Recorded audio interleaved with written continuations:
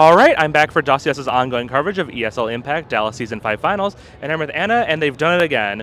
Once again, Anna's squad have taken their seventh event in a row, brushing aside all of the competition, and are just the undisputed best team of ESL Impact. How do you feel? How do you feel your team did in the finals? Obviously, you were able to get it done in 2 maps, but things were looking kind of closer for a little bit against Lettercook. How are you feeling coming out of that match?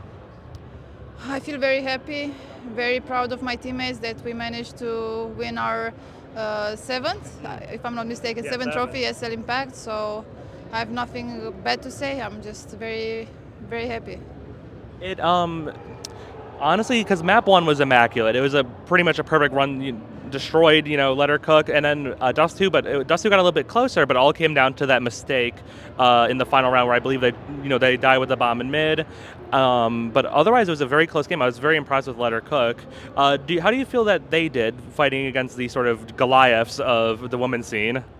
I mean, I'm proud of them, especially Melly. Like, she's my teammate from the national team, so I'm very proud of her that she achieved with her teammates to go into the final. Obviously, we didn't let them go so easy on the final.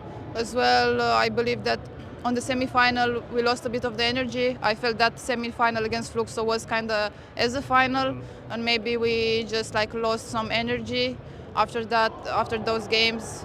And I'm still proud of the. Obviously, it was a tough game on Dust too, but we managed to close it out. And yeah. You mentioned there about how the win over Fluxo Demons took a lot of energy from the team, and I believe Heisky said on the stage that that was definitely the match you guys were most sort of focused on, and that took the most energy and the most effort to win. Was in your opinion was Fluxo Demons the second best team here this weekend? I mean, I believe so. I think they're very capable of winning the tournaments, and they showed a great CS against us. So we just like focused a lot on that match. Obviously, we came into the final. We had a break. We did some strats, some anti-strats after the semi-final. Yeah, that's all. And once again, just to put it into context, ever since this team is formed, they have never lost a LAN finals against, a LAN finals in an entire season of ESL Impact. What does it require from your team to continue to be so dominant year after year after year? What is the work for those at home, like what is the work that this team needs to put in to stay as dominant as they are right now? Sure, I'm just gonna talk like subjective about myself and about my teammates. I believe that we have this champion mentality that we never should give up. For example, we had like Fluxo had like a 7-0 advantage on Mirage, and we almost lost that semi-final, but we didn't care about the score. We just believed in ourselves. We said to ourselves, okay, we need to show our best. We worked so hard for this, and we shouldn't let this go on a bad note. So we just like worked very much before the ESL Impact, and we believed in ourselves. So I guess that's the secret. One thing of note that happened to the team in the offseason is Vilga left and was replaced by Zaz. You never really see a winning team make a roster change. Astralis isn't getting rid of getting rid of Device to add Yugi, or G2 isn't cutting players after winning a trophy. So a lot of people think that move is kind of weird. What happened there with replacing Vilga and adding Zaz? I mean, I'm not gonna say a lot about the changing stuff. I think it's mostly personal, and it was more internal than just looking up the results. Obviously, we won everything, and maybe from the outside perspective, people were kind of shocked. But I believed in my teammates, and we just went with the flow, and we did this big change. In my opinion, we changed roles, we changed player, we changed the in-game leader. As well, like from Vilga's part, I believe that she made me a better player. I learned so much from her, and I respect her a lot. So that's it. And you also changed organizations between last season and this season. To start, what happened in Enigma Galaxy? Why did the team leave to go find a new organization? I mean, everything was fine until that, for example, in Saudi Arabia, Counter-Strike is not so popular, so it was kind of difficult to keep the CS team into their like organization. It wasn't nothing about drama and so on. It was just from the outside perspective, from the Saudi league and so on. About like our new family, Imperial, like I'm very grateful. In my opinion, we waited so long, especially when you are the best team in the world. So they were like I don't know, the light into the tunnel for us. They gave us a shot, they gave us a chance, they believed in us, and we showed it today that we can be the best again. That's a very novel, signing for them. It's a Brazilian org that's only really had Brazilian players, and then here they come, signing a European Impact team. It's quite, it's quite interesting. How did this signing come to be? Like, were you surprised when the Imperial, the Brazilian organization, reached out to Pigeons?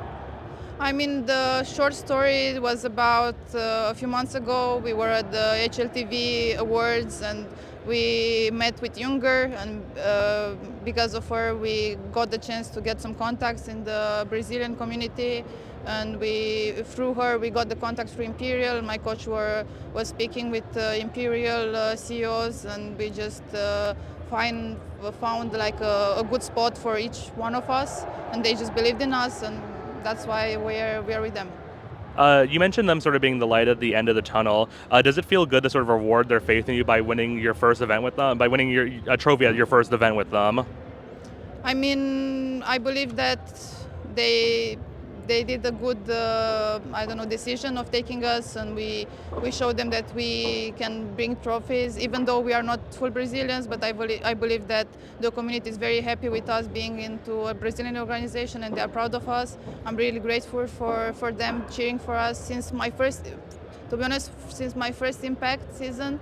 I'm keeping receiving messages from them all the time, so I'm just grateful for them. Now, I think I believe I had a similar conversation either with you or I believe it may have been Tori last year, where it's like, what comes next after this? You won a trophy, then you won, 4 more trophies, and then you won 3 more trophies, and it's just trophy after trophy after trophy.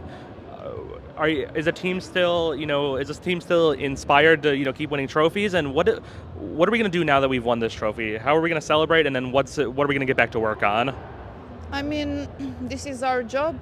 It's our job to win trophies, I believe so, to do our best, to show up like a great CS, and hopefully in the future, maybe not me, but in the future one female player can achieve the goal to participate in mixed teams. That's one of my goals. Obviously, after this huge win, everyone will just enjoy a bit of vacation. I think everyone deserves a bit of time off, and obviously nothing's going to change. We're going to keep training, we're going to keep trying to win trophies and so on. Is it going to be a Brazilian vacation? Going to go visit the beaches of Rio or anything? Yes. After this tournament in Dallas, we are planning to go in Brazil. The organization prepared many stuff for us to visit Brazil, to appreciate the community and do some stuff for them. So yeah, I'm very excited. All right. So that's so Brazil, get ready. Anna and Team Imperial Fee are coming to Brazil. Thank you so much for your time, and we'll let you get to your vacation.